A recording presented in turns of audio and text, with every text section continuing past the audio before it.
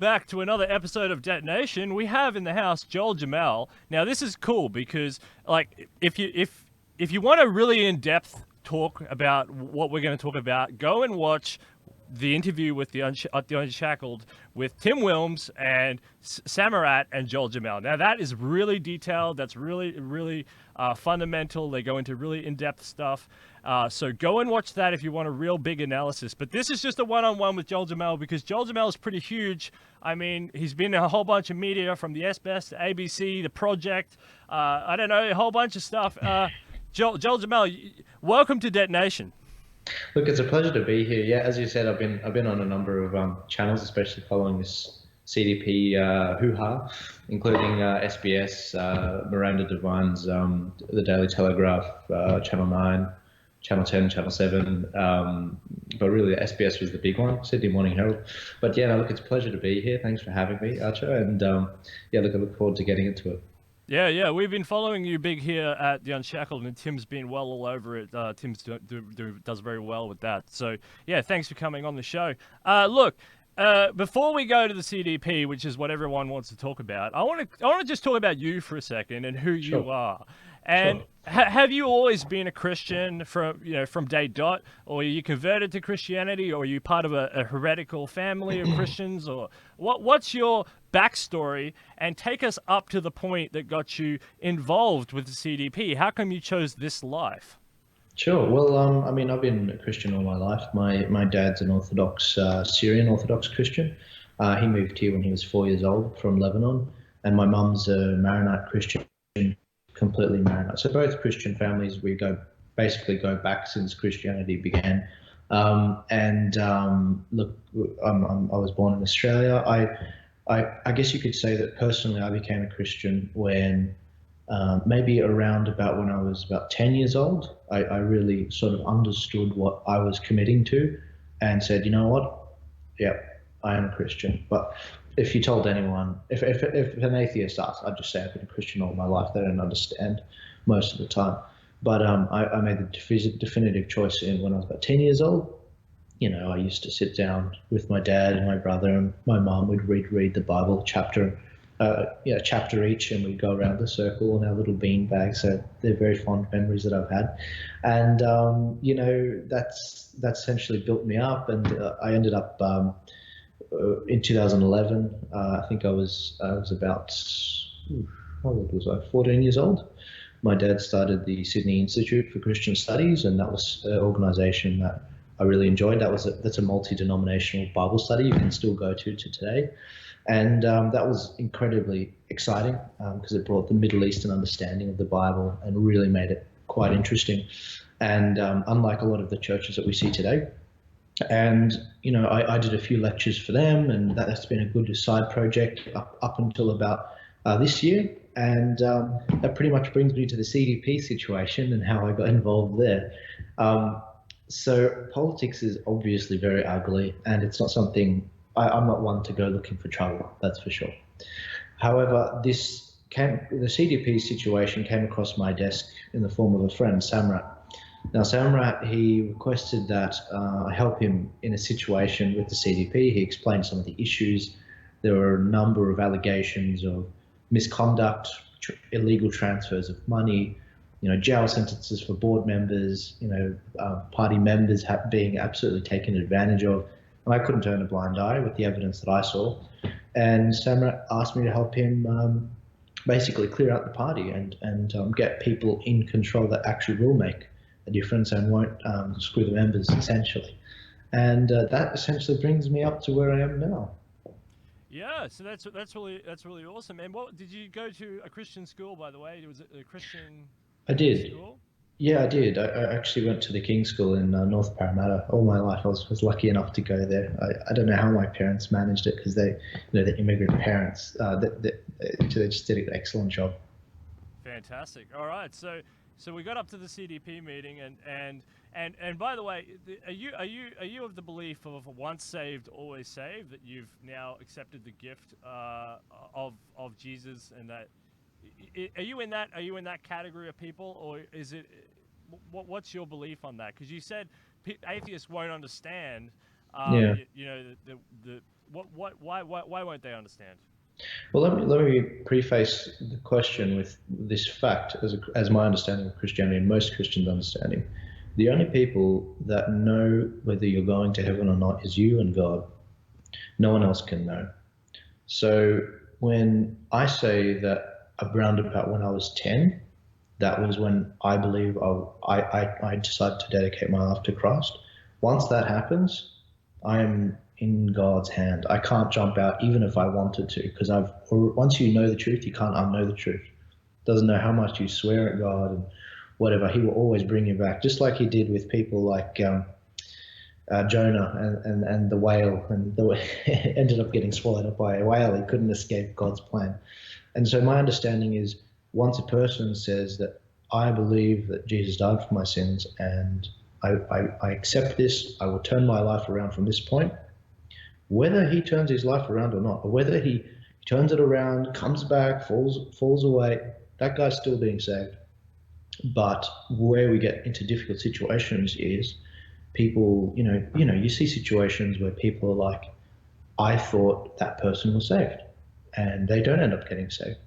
Well, and this is a complicated thing. Only that person can truly know, and only God can truly know if that person's been saved.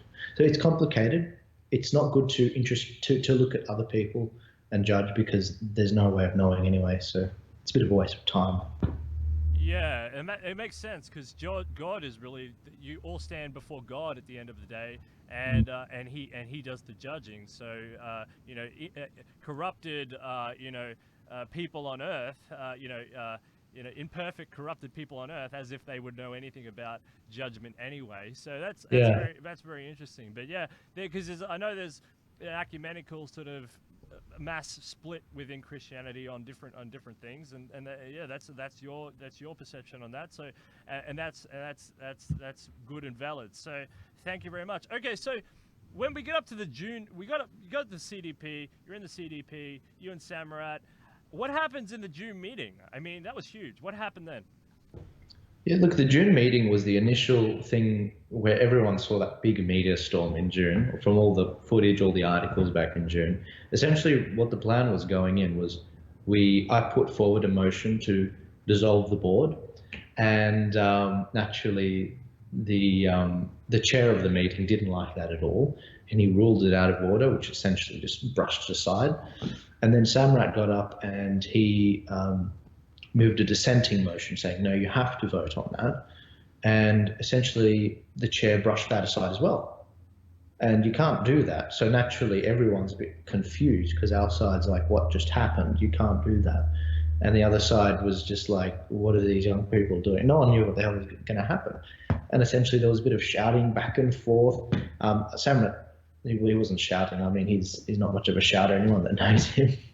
And, it ended up, instead of taking a 5-minute break, their side, Ross, the chair of the meeting, he decided to leave, and he took a lot of members with him who walked out, but not the majority of members. We found out later. He only took about 20 members out. We had about 30 to 35 members who stayed in the room, who we minuted. We have everyone on there. And we ended up continuing the meeting. We passed a motion to dissolve the board. We passed a motion, because obviously you need to, once the chair walks out, you need to re-elect a chair to run this meeting. They elected me as chair, and I wasn't asking for that, that's for sure. Didn't know what the hell I was doing, but I did everything, and it was minuted properly. And then we ended up putting a motion forward to investigate the party matters, to elect an interim board who would investigate all the allegations, the financial ones I mentioned earlier, and to investigate what the hell is going on with this party, essentially. And, we ended up doing that job over the coming months. But to finish off the meeting, we basically finished off by moving a motion to investigate the wrongdoing, to elect this interim board, and to ensure that this interim board will see what happens down the future with this party. And, yep. Sorry, continue. That's all right. No, I was just going to say that essentially sums up the meeting in brief. And in the coming month or so, there was just a legal battle to make sure that was true. Yeah, and I remember seeing, I'm pretty sure I've got I remember, because I remember seeing the footage of that, I think. and Mhm. there was a lady up the back, and she was yelling it, like you said, and that went a little bit viral, and that was very interesting. But Yeah, I I'm can. pretty sure that was the right meeting that I Yeah, saw. I can. That is that right meaning. Do you want some context with why she was Yeah, yelling? yeah. What was Because the lady yelling? so I won't say her name. She was very upset because we didn't continue with the agenda, the plan, the written agenda, and you don't have to for starters. Um, Once the prayer is finished, you can put any motion on the floor. If you're a member, I was a member. I put a motion on the floor, and they rushed it aside. So she had this phone in her hand saying, "I've got the I've got the owner of the building on the phone, and Keith Piper, and he's saying you all need to leave, basically." And she basically misled him into thinking that the place was we were rioting, essentially, and that wasn't what was happening at all. And we got on the phone. The interim board, which I was a part of, Sam was a part of, and three others.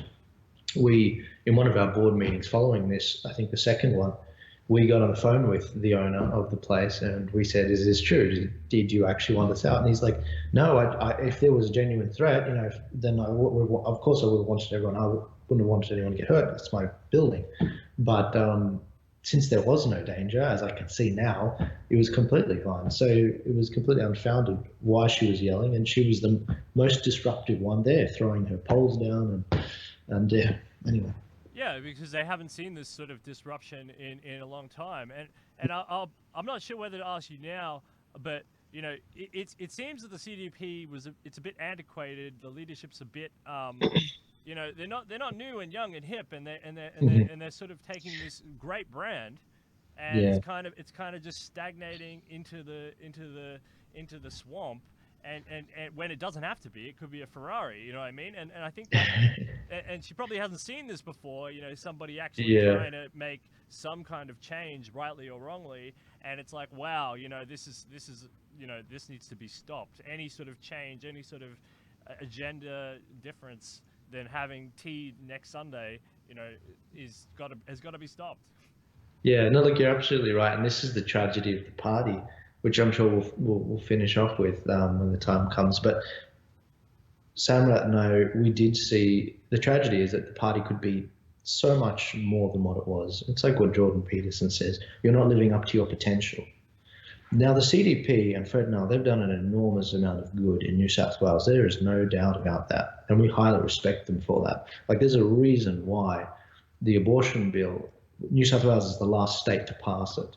We've held it back for so long, and I actually talked to Fred about that. I said, "Why do you think we've held it back for so long?" He said, "Well, the churches and the CDP have done a sufficiently good job," and I believe him, and I have a lot of respect for him. So this wasn't a personal attack. But the problem was Fred has really only been interested in getting himself re-elected time after time over the last 38 years he's been running the party, getting that 3% to get him re-elected. But unfortunately, he has not grown the party. It takes fresh minds to do that. And I'm not saying Fred has to come up with all the ideas, but the problem of the leadership, with the benefit of hindsight from what we've found, because there have been numerous attempts from people to remove the party like what we've just tried to do. And the problem that everyone has is that the party doesn't allow for sufficient change. If you don't allow for sufficient change and you stop evolution, then not only will you not change and you will diminish the party, but the talent will go elsewhere. Look at the staff on Nella Hall of Mark Latham. Now that's an amazing spot. Where was she? How was the CDP using her? They were shutting her down. She was the one that led the charge in August last year, and she led a successful campaign to Mark Latham. Like, guys, I'm only 22. Samrat was 18 in June. Like, if we can see this, why can't you see it? And if you don't mind me adding, in week after week, day after day, after the June meeting, we were hearing from more and more of these individuals who attempted and failed to change the party. And I was actually notified by one of the previous leaders of the youth wing. He was the youth leader 9 years ago, and he actually prepared a report for Fred Nile 9 years ago, and it was thrown in the bin. And so he left, and he contacted me all the way from the UK, and that says there's something wrong, I think. Yeah, that's sad in a way. I mean, if you're advocating for those beliefs and stuff, I mean, then it becomes about a cult of personality, and you end up with a brain drain, like you're saying. There's a lot of stagnation going on there. So there's stagnation. You do this, it blows up in the media, and then what happens in August? In the month of August, 10th of August, we had a members' meeting. I think it was one of the largest Fred's ever seen and probably the most vigorous in debate. There was 100 members, which has never happened in the last, in at least the last decade. And we debate. Well, the way the day went, so that everyone gets an idea, was there were three items that day. At 11:30, I met with the board. At 12 o'clock, the board had a 2-hour meeting, and at 12:30, we had a big members meeting of 100 members. Now, at 11:30, when I sat down with the board, I basically gave them a 10-minute speech as to the problems happening in the party, so that they couldn't say they didn't know. So I told them these are the repercussions for this transfer. This is how much it was. This is the date it happened.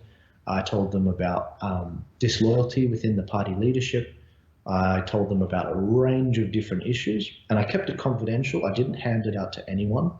And essentially, I didn't get the feeling that they cared, to be completely honest. They did. Probably one positive thing that came out of the day was that they did hand my list of grievances, all 13 of them, and my speech to a separate independent investigation to sort of look through it. So that'll be an outside body, which is great. That's a win. But I didn't get the feeling they were going to make any changes, even if they came back. Now, the meeting after that there was a 2-hour meeting, and that's when they passed that motion. They didn't pass the motion to dissolve the board. Now, 2:30, when there was the 100 members, that was the interesting part, because we ended up having a debate between our side and their side about why the executive should be dismissed on the premise of essentially performance. And we made the argument, it's not personal, it's performance. You have not performed.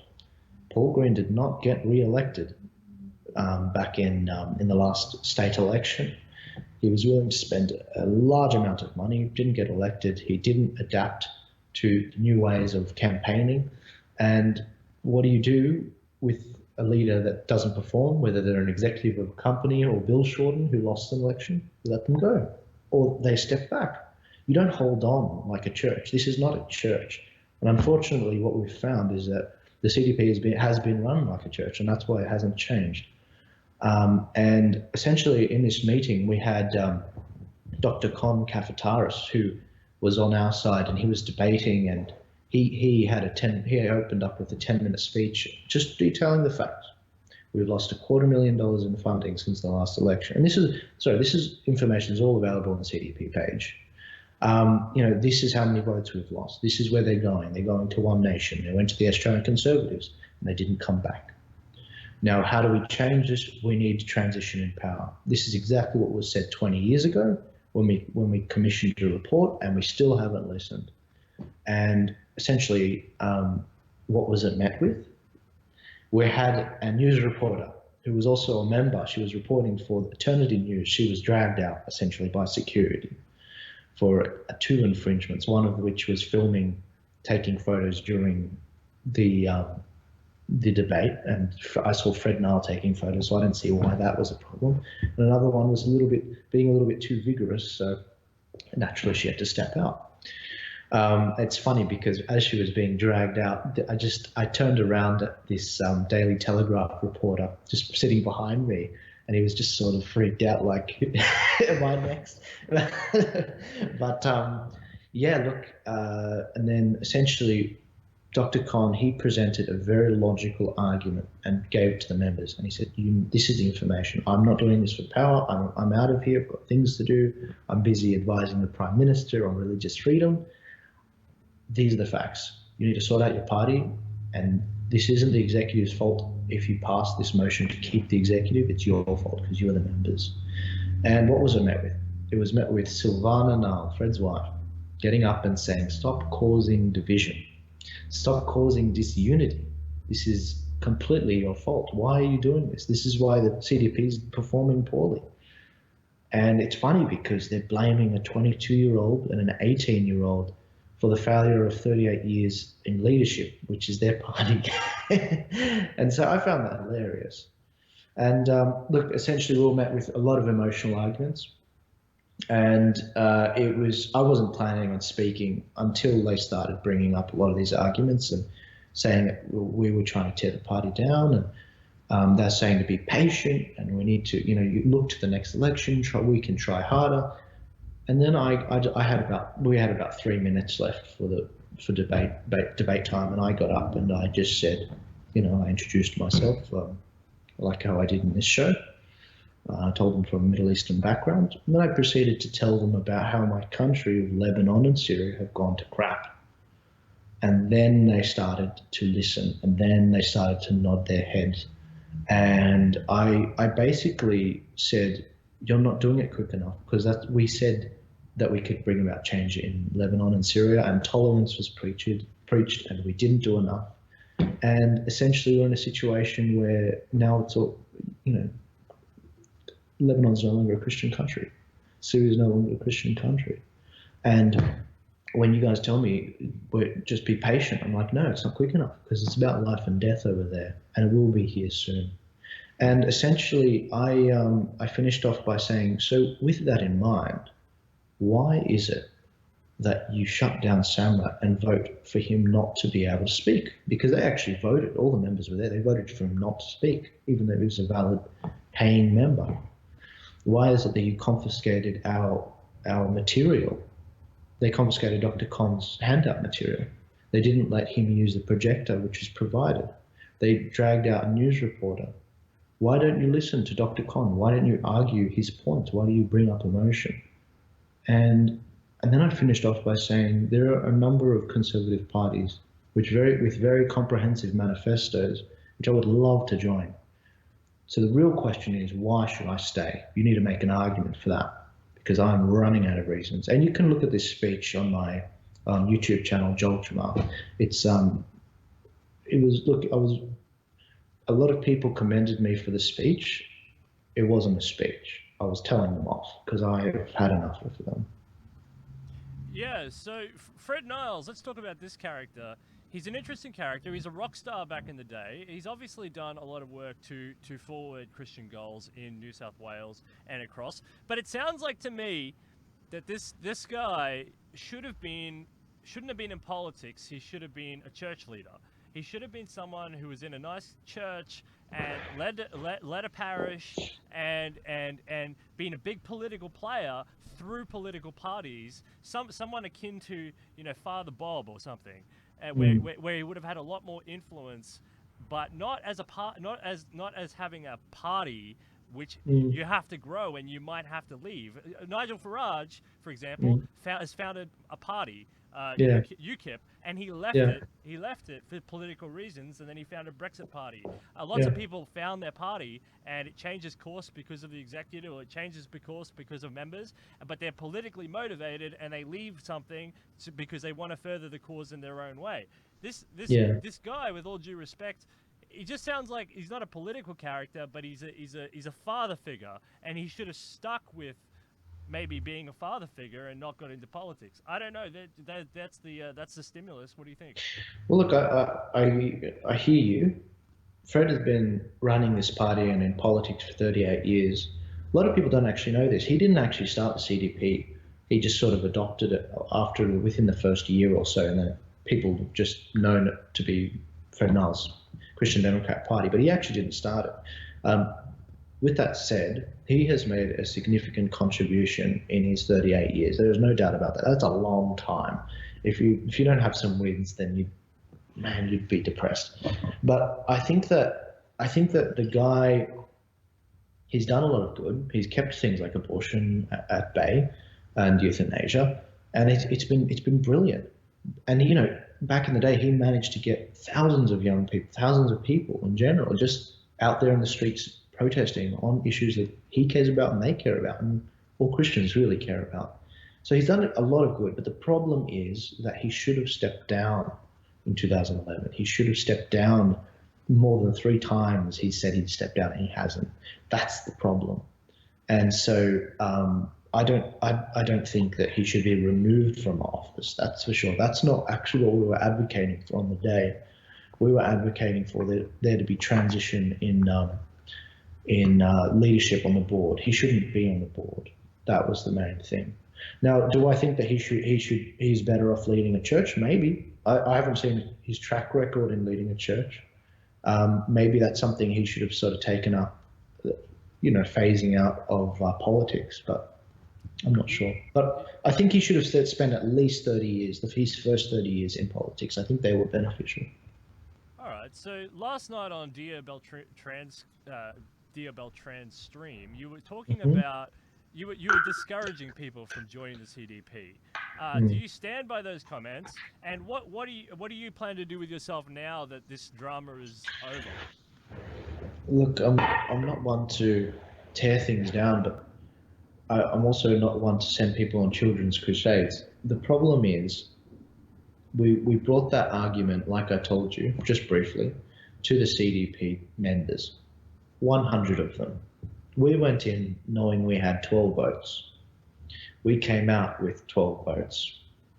The motion was voted against like 80 to 12. What did that tell us? That when presented with the facts, when presented with an emotional argument from me as well, and a number of other speakers we couldn't shift one person. That tells you that the party truly is dead. Now, last night I told DR that we've got approximately 750 members left in the CDP. Those of you may not know that a federal party gets deregistered at 500 members. A state party, which is what the CDP is, we're not a federal party, gets deregistered at 700 members. So I would say that now is the time to leave, because there is no reforming this party. We've talked, with the benefit of hindsight, Sam and I have talked to all these people who have left, including 5,000 or so previous CDP members who left in 2011 when Fred and I decided not to step down. And, we've talked to people about what has been happening wrong, and it's a pattern. And so I don't think anyone should join. Not good talent, because all that it will do is suck the life out of you when it's better off being invested in parties like One Nation and Ricardo Bossi's New Conservative Party. Those are places that are really delivering a strong punch. Using that as a segue, what is the future of the conservative Christian movement in New South Wales? Is Ricardo going to be a big player? Because we've seen other players, diminish. What do you think? Look, I hope he does. Anyone that's heard him speak knows that the guy inspires loyalty. He inspires you to get up off your butt, vote, help him get things done, fight with him on the front lines. He's a real leading from the front sort of guy. I really like him. He's very different to Corey. I mean, Corey loved, he was sort of like the armchair soldier of World War One, whereas Ricardo he's in the mud with you, and I really like him quite a bit in the way that I see him. I've seen the workings of this new party. He's been very explicit about how he wants to run the party. When I gave that speech to the CDP, I went in knowing Ricardo's plans for a new Conservative Party, and I love it because unlike Corey Bernardi's Conservative Party, it wasn't a copy and paste from One Nation with Pauline Hanson being the top of it. From what I've seen, and I encourage, this is all public knowledge. Anyone can look this up. From what I've seen from Ricardo's plans, it certainly seems like it's the most democratic party planning that I've ever seen. He takes the best parts of the American primary system and election system and fuses it with how we run our parties. And I think it's excellent. It's brilliant. I mean, look, just start talking, just listen to some of his speeches on it. Shoot the guy a message. He's excellent. Follow him on Facebook, because he's been doing an excellent job relaying the message. And it makes me incredibly excited for conservatism in New South Wales, because there's very few people that mean what they say and say what they mean. And, this is the guy that I'm keeping an eye on. I like Mark Latham very much, but Mark's list of allies is very thin right now. Yeah, I'm trying to get him on this, Bossy on this show because that would be really interesting. But he's been on the Unshackled before, and if you're an Unshackled watcher, you can go back and watch that with Tim, where he's been on here before. So that's great. But yeah, like the criticisms of Cory Bernardi's party is. It's not just a copy and paste of One Labour. It's a really watered down Liberal Party when people were actually looking for the other way around. They were looking for a Conservative Party, and he would only ever just come strong out maybe on an energy policy here or there. He would just come out a little bit stronger than the Liberal Party on immigration, a little bit stronger on social issues. But he was only just a little bit more edgy, and he wasn't half as edgy as Pauline Hanson's party. And so it was kind of stuck in this void area that wasn't very exciting. And he attracted, even though he had the Sky News acumen, the Sky News broadcasting mechanism, it didn't translate. It didn't work. And and Sophie York is a wonderful person, but that didn't work either. So let's hope for Bossy because. I think he could do interesting things, but it's a bit. There's a lot of parties now. You've got a whole bunch of, including One Nation, Fraser Anning's party, and some others, and Shooters and Fishers and others. So that that's kind of, it's a diversity there, and he's going to have to work within. I think he should definitely suck up those Cory Bernardi people as quick as possible. Take them on board because they're still left in that void. They don't really have any to go after he's left a gap for them. But suck those guys up, and then let's see what he can do with the others because Fraser Anning has captured the very hard market.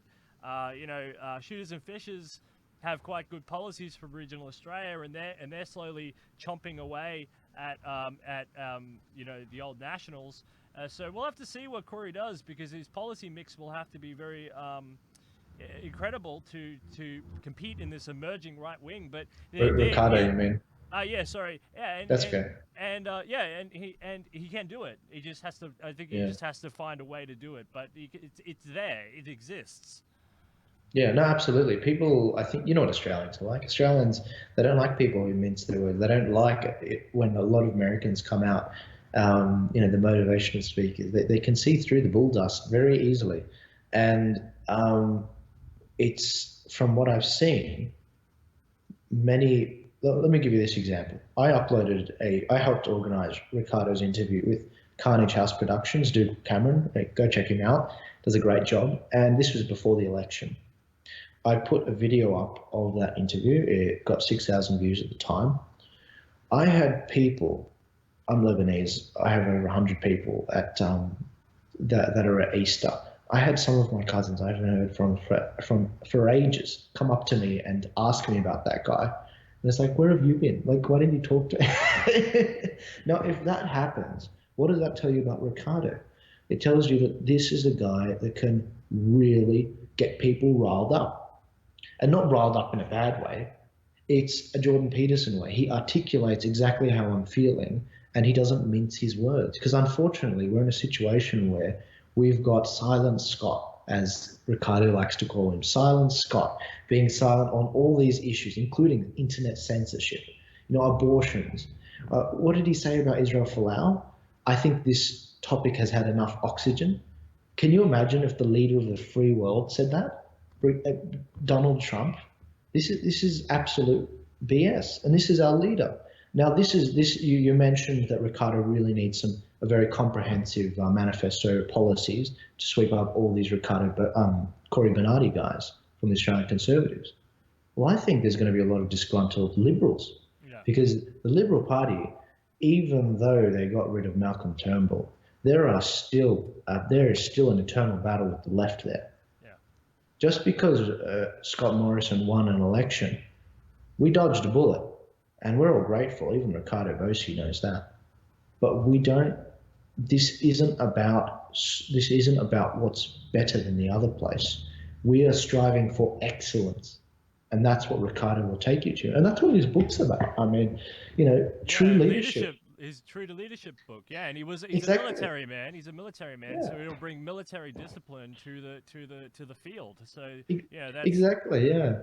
And I mean, we've mentioned his book, and if you don't mind me saying, in my speech to the CDP board, I privately said to them, a true leader uses nothing but what they are to unite many to achieve good.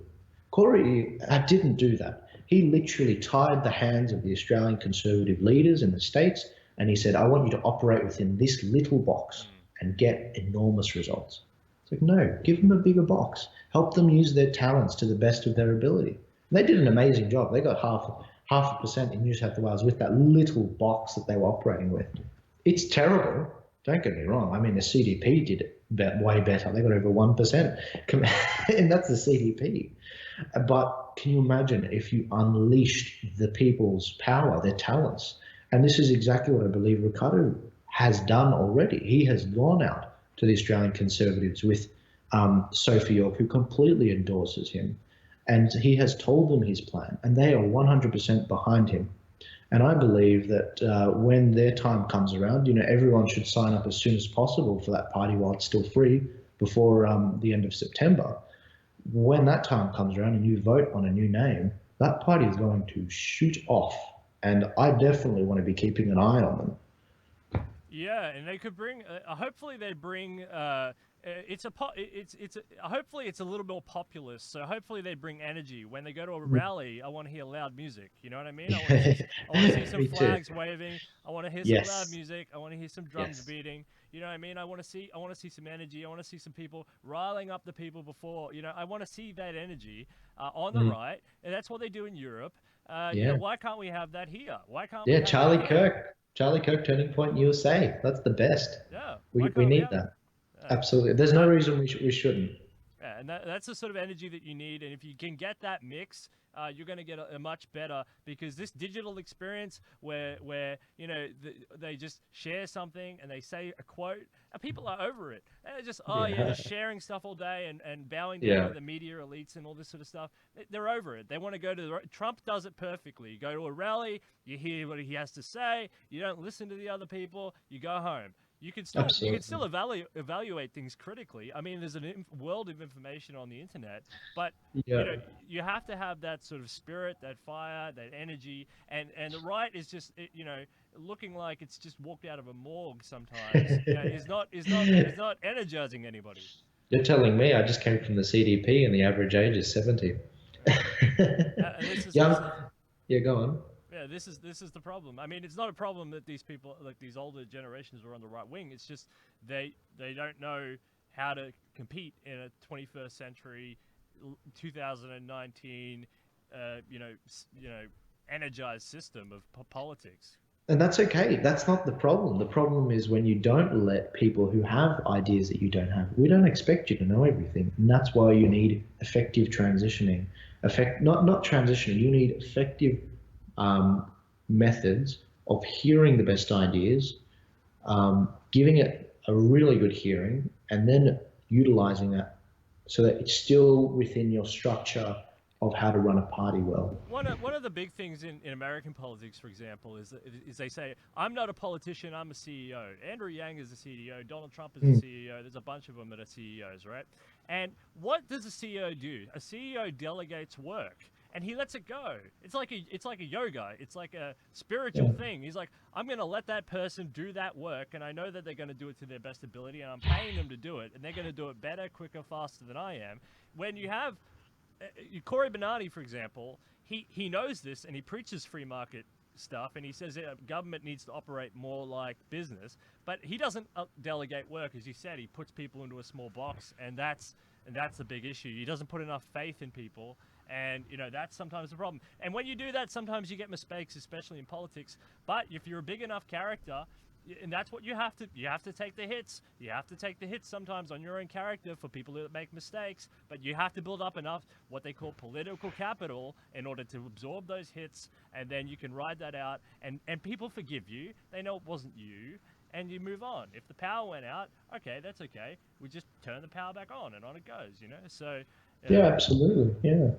I mean, we saw that with Ben Shapiro in his interview with that UK guy from, I think it was BBC or ABC. old fella, very well renowned. I forgot his name. Anyway, the left loved that interview. They said, this guy, Ben Shapiro, he completely screwed up this interview. He looked stupid. He practically walked out. And, Ben on Twitter, he comes out and says, I failed one of my rules. This was the rule. I'm going to add it to my list of stupid things that I've done in my life. And, this is a running list he's had. He did an article not too long ago. And his base supports him because he's built that political capital up. Admit mistakes is a huge one, and it's one Donald Trump fails on sometimes. I mean, Yeah. he should do that, but that's Donald Trump. We don't care what he does. But sometimes admitting mistakes is a classic sign of a really, really, really good leader. Back to Alexander the Great, Caesar Augustus, anyone you want to talk about, they all admitted their mistakes. But one difference is, and like I'm all for admitting mistakes. Don't get me wrong. I'm from the Christian Democrat Party. Humility is very important. But what Donald Trump is dealing with is one of the countries where the media is distrusted the most in the world. And the problem is, and a lot of people on the right and the left have discovered this. It's like Tim Pool. Look up Tim Pool. He's covered this really well. If you do not create a mechanism so that people who apologize for past actions 30, 40 years ago, like Brett Kavanaugh, for example, who did nothing wrong, or like, whoever you want. We don't have people hosting the Oscars now, that comedian, because of something he tweeted a few years ago that was funny. If you do not allow for people to apologize and to be redeemed, and you decide to keep depersoning them, well, then you're either going to create people who just melt and they go away and they never come back, they never enter politics again, or you get people like Trump who don't apologize, who are like this, and this is their fault. I still think Trump should apologize, but I don't expect him to, and it's probably better if he doesn't, because they will not listen. They do not care. They're fake crocodile tears. Yeah, and this is the thing. He's built up this reputation. He's too far past the point. So we don't, I don't worry about what Trump does in that way. He's too far past the point of ever Yeah. listening to whatever we have to say. But yeah, I agree with that analysis. I think the media situation there in the US is really destructive. So yeah. But yeah, no. So I was just checking. I bumped a button, and I was hoping everything was That's okay. But yeah, Nothing worse. So let's go on. So what's going to happen? You mentioned this briefly before, but what's going to happen now? The party may or may not be dissolving. It's not as strong as it used to be. What's going to happen with the abortion bill in New South Wales? Look, I think with the abortion bill in New South Wales, it's going to be an interesting situation. We had over 11,000 people protesting against this abortion bill. How do I know that? Because the leaders of the churches, the 11 denominations that were there that night, all agreed before this march to bring at least 1,000 people. That's how I know at least 1,000 people, 11,000 people were there that night. I think it was last Tuesday. Now, what's going to happen with this abortion bill, just put starkly, I think it's going to pass. I think that the left have grown too strong. I think that the Liberal Party have completely stabbed their voters in the back. In fact, 30% of them, that's a fact. If you look at the polls of Liberal voters, 30% of the voters said they'd vote differently if they knew that this was going to happen with abortion. Gladys Berejiklian was going to put it forward. And I think this will pass. It will be in place for a while, and I think it will be the first place to push it back, because this is not on. You can't do that. You can't do that to your voters. Gladys, I know her nephew, and he completely disagreed with her on this. We will be going after her in the next election, and we're not talking about the way Get Up did. It'll be respectful. She is still a human, of course. But what she has done and the manner she has done it is absolutely, it's almost unforgivable. It's the most vulnerable in our society. Little girls, little boys. Mother Teresa was once asked by Hillary Clinton, why is it that we haven't had our first female president yet? And Mother Teresa said to her, it's because you probably aborted her. And this is the problem. The most vulnerable people in America, it's a little female black girl in America. That's a problem. It's literally the most, and they're not even the most at risk. It's actually the most It's actually the physically deformed, the disabled that are aborted even at higher rates.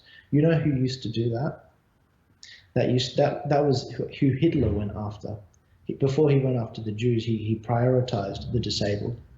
And so I don't have any patience for people on the left, in the Labour Party, in the Greens Party, and in the Liberal Party, as it seems, who are virtue signalling about the downtrodden when they kill the most vulnerable.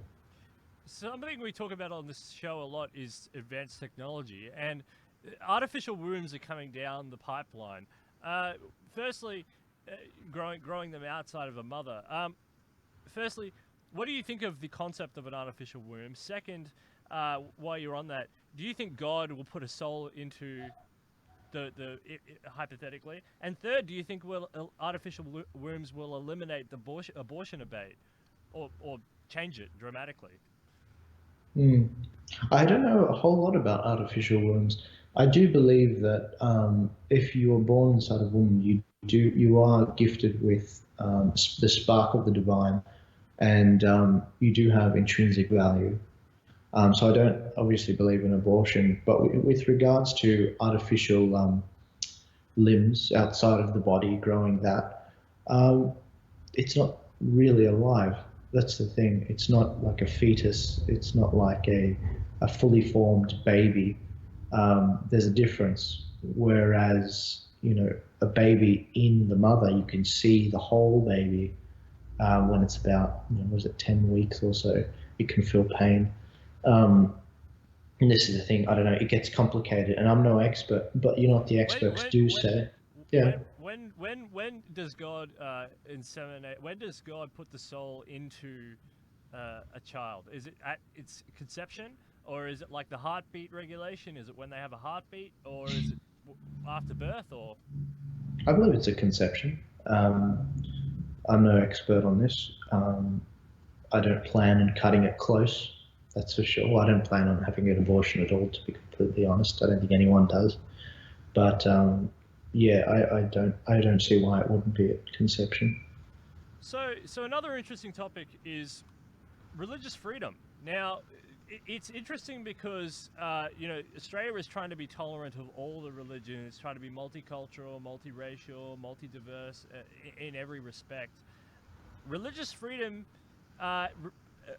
we've seen free speech become under attack, and religion is a very outspoken thing. They talk about hell, they talk about punishments, and they have their own sort of laws and their own sort of things going on. Religious freedom. What is the future of religious freedom, especially in the Australian context? Religious freedom. I think that in the Australian context, we're going to lose a lot of our religious freedoms. I think it's inevitable because of the way that the churches have ineffectively preached the word of God and the values which have led us to the freedoms that we enjoy. And just as abortion, we will be pushed back. I believe that's going to be the case. But just like with abortion, it will be pushed back. We will have to return back to our roots because we would have suffered so much because of the wrong decisions that we end up we find our way back to the bottom and realize what made our nation so great, what made the West the best. A lot of Baptists speak on this, and they say that there's a huge correlation between the health of your nation and how Christian you are. So they say, for example, the United States became a superpower because it was blessed by God, because it was a very Christian country. And then as it runs away from that, as it becomes more secular, more atheist, more multi-religious, and it runs away from its Christian heritage, it's heading into decline. Do you subscribe to this notion? Because Australia is the same, Europe is the same. Do you subscribe to this sort of notion that the less Christian your country becomes, the less it does, the less better it is or performs? There might be an argument there spiritually, but what is that statement saying? It's saying that God makes things happen, essentially. I don't. He blesses. he blesses. But what does that mean? Does that mean that he makes things grow? Like, is it pixie dust sort of stuff?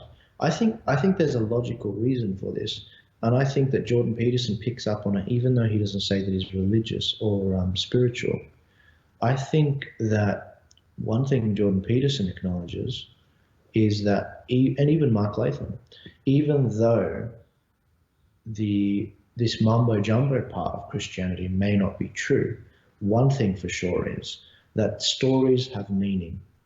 There's a reason why we are told to do things a certain way. There's a reason why you're told to circumcise on the eighth day, for example. You know, blood clotting is at its highest on that day, 110%. That's when you should do surgeries on babies, for example. There are scientific reasons why certain things should be done. And it's funny because science, for all the pride that they demonstrate in how intelligent they are, they keep proving the Bible right. And it's hilarious because the answers have been there the whole time, unchanged. And I think that what happens when you say that Christianity, where it's highest in countries, that it will be that country flourishes, I think that's because you are building up powerful individuals. What does that mean? That means they're competent people who are willing to be introspective, look at their problems, and figure out how they're going to fix them. And if you can do that as an individual, that will make you incredibly powerful.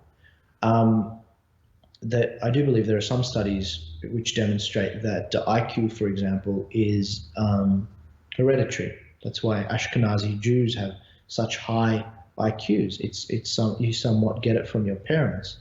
So not only if you have a strong family unit do you have a flourishing society, but it also it allows for a nice environment to happen. And I think that you can see this on the inverse. For example, in Rome, the decline of Rome. Now, I don't know if many people have studied this. I happened to study this at university for one of my subjects. It was taught to me by Professor Garrick Small. He's excellent. You can actually find his YouTube videos. He correlates the demise of Rome with the diminishing value of the family structure. And it's absolutely fascinating. And it's what we're seeing right now. And it's very scary because I think what it demonstrates is that the power in a society, it all comes back to the family. If you have a strong family, you have a lot of the issues that we currently have just disappear. For example, if anyone studied the single motherhood rate in America, the amount of issues that are related to that are phenomenal. And I could read out some statistics right now about that. It all comes back to the family. And why are there strong families, nuclear families, as the Bible has been saying forever, and as the Jews have been following? Because we see exactly what the Bible has told us to do, and we've stuck to it. But unfortunately, as countries drift away from that, you see the country deteriorate just as Rome did. That's a very good answer. I appreciate that, actually. So let's switch gears. What will happen with the U.S. 2020 Trump election? Do you see Trump being elected? There's only one thing that will stop Trump not being elected, and that's an economic crisis, which I fear is around the corner. I hope we're going to have a recession. There always is one. There is never a sustained bull market. There's always going to be, and especially with the US debt they've got. I think that Trump will win the election. I just hope that he doesn't win, to be completely honest with you. I was saying this the other night to someone very close to me. I was saying, if Trump wins the election and the economy crashes before or after he wins, that is an absolute disaster, because the next prime president will be a massive socialist and it will ruin the US economy. If the economy crashes after one of these Democratic nominees gets in, any one of them, take your pick, then I believe that it'll be, the history books will show that they crashed the economy, and Donald Trump will easily get re-elected in the following election, and a conservative revolution will come in. That might even be the fall of the Berlin Wall, you might even say. in terms of the linchpin, the time where you can say that's where it changed. That was the changing moment.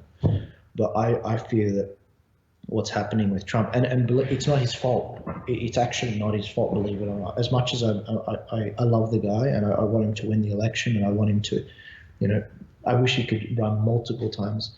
I don't think this isn't his fault. The reason why the economy is crashing, he's inherited a bubble from Obama, which recovered. But what happened was they slapped a Band-Aid on this balloon that had a prick in it, and instead of fixing the balloon, Obama grew it, and Trump's now grown it. He's had more spending than even Obama, and unfortunately what we're going to see is, I think we're going to see a massive economic crash, which will affect Australia. It just depends how long they can hold on to it.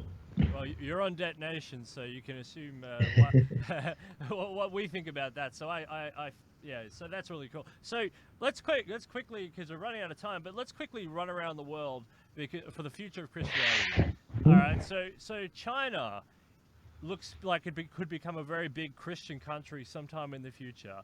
What does that mean? What people can't conceive of that, but what does that mean if China becomes Christian, or a huge chunk of it becomes Christian? Well, I hope they do. I really do. Even if communist China's still in power, because, as I said before, a strong family builds for a very strong and moral country, and that's excellent. I don't think that the communist government will help that grow. I don't know how. It's impossible to truly know how many Christians are in China, because it's so underground, as a lot of people know. Bible's practically like gold over there. But I don't know what's going to happen with China. I really do hope that they have a massive Christian revolution.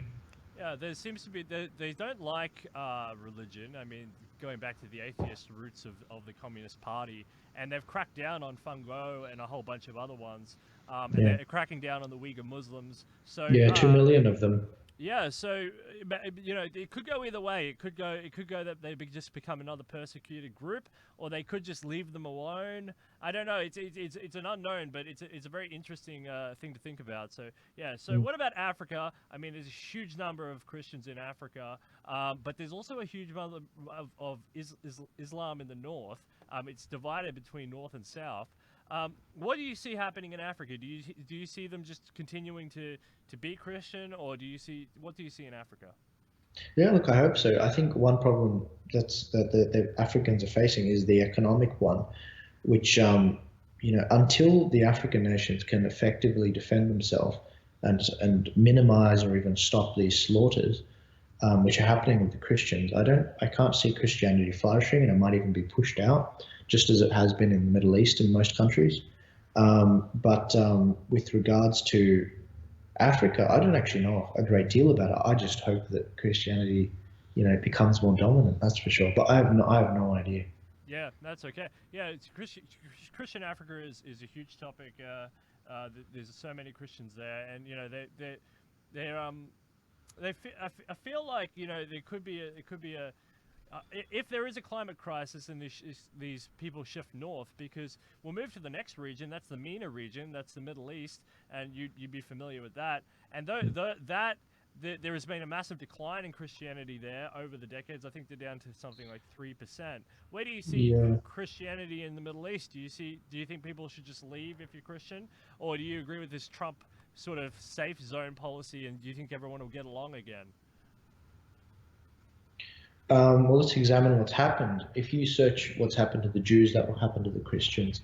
I do believe there's like one Jew in like Iraq or somewhere. Just search. Go search. How many Jews are there in each of these Muslim countries? Iran, Iraq, Syria, Lebanon, and then do Christians, and you'll see the same trend in the next few years. In Lebanon, for example, and I say this in my speech, that you just said Christians should be should I say that Christians should be leaving those countries? They have been leaving those countries ever since at least in Lebanon, I can say ever since the 70s and before. There was a massive wave of Christians after the 70s, because there were lots of slaughters of Christians, And I say this in my speech to the CDP, when I told them that you're not doing things quick enough. I said you'd be having a barbecue with your next door neighbors who are Muslim one weekend, and they'd be trying to kill you the next weekend. and that's that's a complicated issue. But it sparked from the Palestinians coming from Israel and not integrating, and the Lebanese government not telling them to integrate. But I think that there will be a big exodus of Christians from the Middle East. There will not be room for them because they have become a minority. At least they were taken care of in Syria when Assad was in power. But now that the Western nations have tried to remove him and may even remove him if they haven't given up, then the Christians definitely have no hope. Yeah, Assad was a real hero in that respect, and I always said that, and I don't know what the West was thinking. I don't understand that. I know it was a bunch of military stuff, but he was keeping them, especially in Damascus. Christians were flourishing there, and they still are in a way, I guess. But he protected them from other ISIS. He protected them from Iraq. He protected them from a whole host of issues and problems. And yet the Western leaders, the people didn't buy it, but the Western leaders, from Macron to Merkel to everybody else, they labeled him the bad guy running off this Obama mantra, and that he's got to go. Check out Jimmy Dore. He used to work for the Young Turks, then he left. Jimmy Dore, he's a comedian of the left. He's a little bit crazy, but this is one thing he's covered very well, and that's Syria. And what he's said ever since, I think it was 2017, is he said that Saudi Arabia essentially has America by the nuts, and essentially they control America with all of that oil money and their power with arms deals. Now that's true whether it's Obama or whether it's Trump. Obama in 2015 dropped so many bombs on Syria, he ran out of bombs, as Jimmy always says. Now, why are they in Syria? It's because Assad, just like many other dictators, and I'm still working on how I feel about him, but Assad, he didn't allow for a gas pipeline to go from Saudi Arabia all the way to Europe. Exactly, I think you've seen it. Now, there's also a conflicting one which goes from Iran all the way through Syria and then to Lebanon. And I think it was going to go under the water or across barges or something after that. And I think that's one he's allowing, but not this one from Saudi Arabia.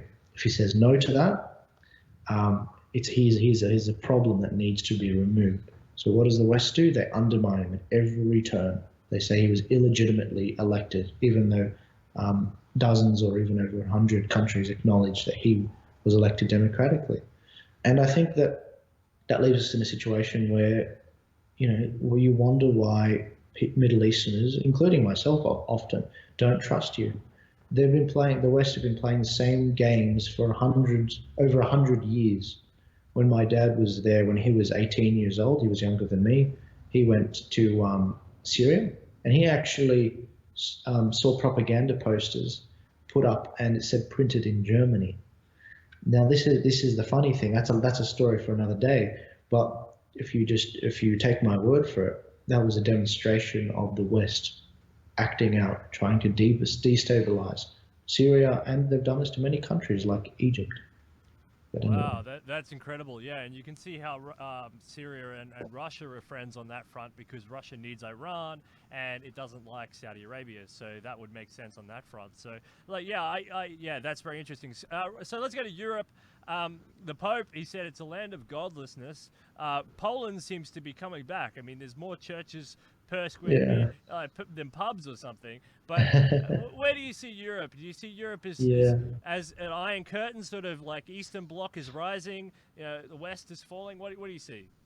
Look, I don't know a great deal about Poland, but from what I've heard, Poland in particular, I believe that it will be one of the last sort of citadels of Europe, and I believe it'll last.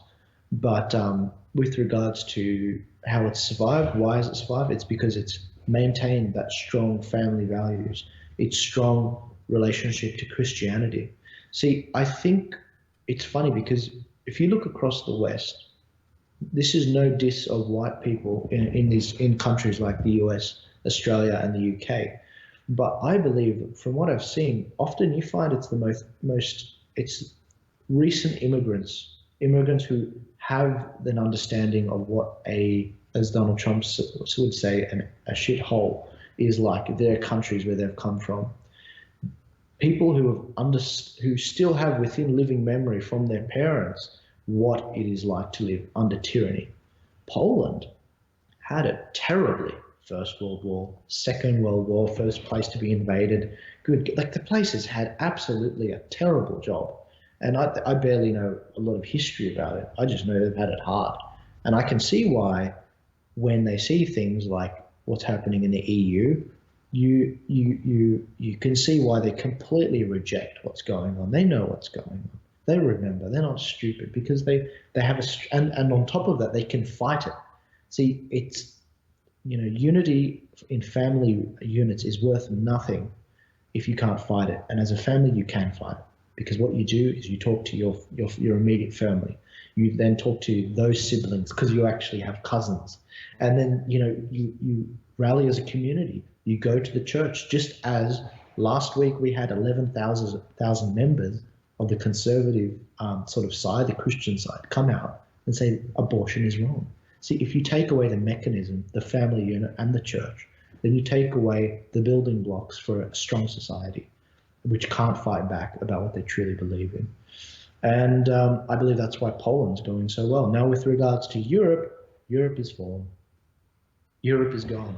It's always been a divided place over the centuries. Popes have tried to divert the aggressiveness of Christians in Europe by diverting them in crusades to go to the Middle East, and it hasn't really worked quite often.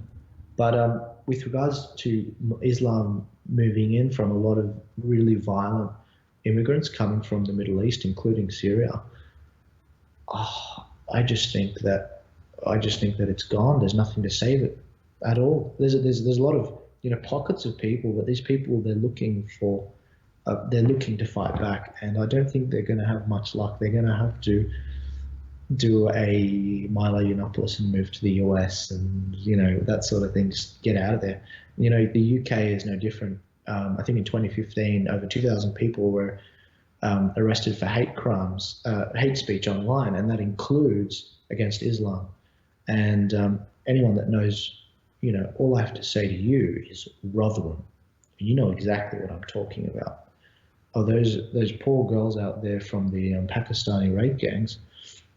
The country is lost, and you look at a guy like Tommy Robinson getting locked up, and it's heartbreaking because it's like if that guy gets killed in prison, there's going to be pain to give right now because this guy, he was speaking truth, he was looking out for some of the most vulnerable little girls, and you've locked him up for being a media personnel essentially. What are you doing? That's when you know the country's gone, and the state of Europe. Yeah, you're right. Well, I don't think it's gone, but yeah, this is a very interesting prognosis, and I agree with you. It all does start with a family unit, and who preaches about the family unit more than Jesus Christ? So that's good.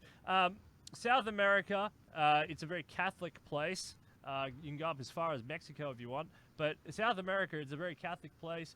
Do you see it just continuing on its current trajectory as in the Christian perspective? I mean, I don't see why not. I don't know a great deal about it, but I think of places like Argentina and Brazil, and the most avid Catholics you hear of often. I think they'll do a great job. Not many issues in South America to do with Christianity. It seems to be very well entrenched. It seems to be flourishing. There seems to be the birth rates are okay. I mean, as far as I can tell, there's not that much going on down there. Yeah, I'm trying not to laugh about the birth rates thing because it's a bit of a dog whistle to an extent. It's a bit of a dog whistle to some of the manifestos we've read, like the New Zealand shooter. But I know what you mean by that. It's important to maintain. Well, that's not what I meant, but I'm just talking about fertility rates. No, I know you didn't intend it. I know you didn't. We changed the word. But it's true. It ties completely into what I was saying before about a strong family unit. If you don't have high fertility rates, then how can you defend your faith and your country and your freedoms? And America, so it's important. Going up to the north of America, a lot of fundamentalist Christians, they say America is going to fall to Islam. Do you believe it? Maybe. Maybe Canada. They're preaching tolerance. I've been following a little bit of Canada's politics. Um, there's a great libertarian called Maxime Bernier. He's leading a party there. I think they'll do a good job. Maybe they can stop it. But from what I've seen, they're falling prey to exactly what's going on in the UK. They've got a massive chip on their shoulder. These So white liberals. you actually think that North America Christians is actually under attack? What about all the Latinos who have immigrated up and they're all Christian, and they're maybe white Christian is under attack? But what about the new Latino minority that's very Catholic and ready to poised to pounce? Yeah, well, I mean, I feel really good about the US. I think they're going to do a great job. I don't know about. I think Canada's gone, but I think the US is going to hang in there like a very strong, a little fortress. But yeah, I think a lot of those Latinos coming up is very beneficial to the Christian movement in the US and across the world because they are very powerful believers when they're in the third world, as I've said. And because they have, as I said before, they have within memory what true hardship is. They will remember and defend their new earned, not even new earned, their new freedoms that they've gotten from such a beautiful nation like the US. Joel Jammal, I'd like to thank you so much for coming on Detonation. It's been an absolute pleasure. I pushed you all around the world. Mainly, we stuck here in Australia. I'm not going to comment on the CDP thing. I'm not going to say good job or whatever because it's not my That's position. okay. Yeah, sure. It's not my place. But I'm going to say I'll say, well done for standing up what you saw, you and Samarat and others, but what you guys saw was an issue within your party, and, well done for at such a young age for standing up and doing what you know, enacting, having the strength to do what you did in the face of so much fire, to the point of physical confrontation and a media storm. So, if you believe that was the right thing to do, well done on that for following through with courage and conviction in that way. Beautiful. No, look, it's been an absolute pleasure. I've really enjoyed it. Thank you for your time. Yeah, no problem. All right, that's it for this episode of Detonation. All more coming to you all this way, all this week. Thanks everyone for watching. And remember, Joel and Samarat, they both came on this show, on Tim's show. So go and check that out if you want a more in-depth and much better in-depth on the CDP. Thank you everyone for watching. That's it.